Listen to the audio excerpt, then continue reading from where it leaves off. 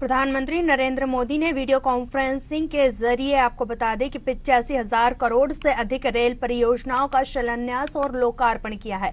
10 नए वंदे भारत एक्सप्रेस और 4 वंदे भारत ट्रेन का विस्तार के साथ रेल सेवाओं को हरी झंडी दिखाकर शुभारंभ किया। वहीं मंडला के नैनपुर में केंद्रीय मंत्री फग्गन सिंह कुलस्ते भी कार्यक्रम में शामिल हुए। इस दौरान उन्होंने कहा कि केंद्र सरकार की ओर से आम लोगों को सस्ती और विश्वसनीय दवाएं उपलब्ध कराई जा रही हैं।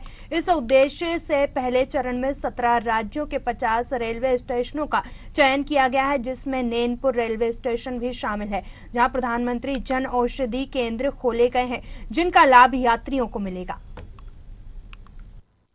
ये पूरे देश भर में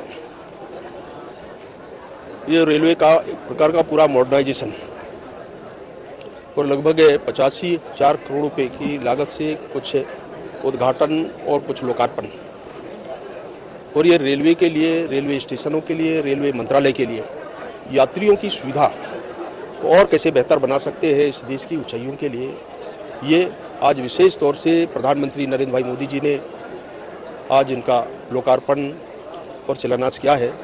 उसका पार्ट हमारा नैनपुर भी बना है, जन औषधि केंद्र है।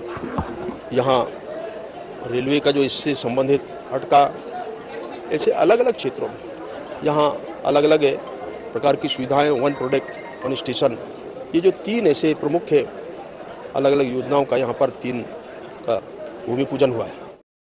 आज नैनपुर रेलवे स्टेशन पर वन नेशन वन प्रोडक्ट का भी लोकार्पण है और यहाँ पर जन औषधि केंद्र जो चालू किया गया है उसका भी लोकार्पण है।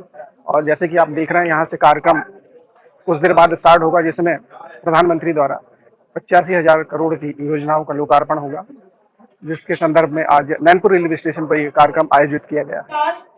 मैं बुलाना चाहूंगी श्री कपिल।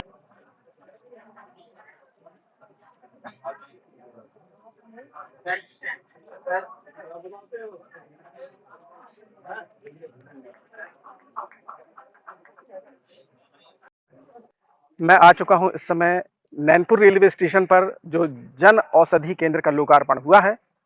और जहां जन औषधि की बात आती है तो वहां पर लोगों में भ्रांतियां रहती है कि जो कंपनियों की दवाइयां रहती हैं और जेनरिक मेडिसिन रहती है, क्या ये पावरफुल होती है या नहीं होती है, काम करती है या नहीं करती है, ये आम लोगों में बहुत भ्रांतियां होती है। तो मैं चैनल के संपादक जी से अनुरोध करूंगा कि इस बात को जरूर दिखाएं जो जन औषधि केंद्र में मैं पूछने जा रहा हूं, तो मैं आम गरीब जन जो है जेनरिक दवाइयों को समझ सके और यहाँ से खरीद कर अपना स्वास्थ्य लाभ ले सके। सस्ते दामों पर यहाँ पर दवाइयाँ उपलब्ध होंगी। ये है नैनपुर का जन औषधि केंद्र।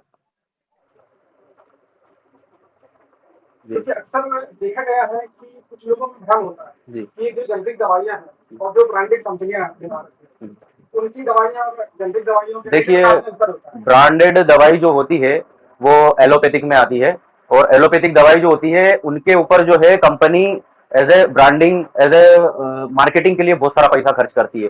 और कुछ और भी रीजंस होते हैं इंटरनली, लेकिन मेन रीजन जो होता है मार्केटिंग का, जो दवाई की मार्केटिंग होती है उसकी वजह से उसकी जो एमआरपी होती है वो हाई होती है।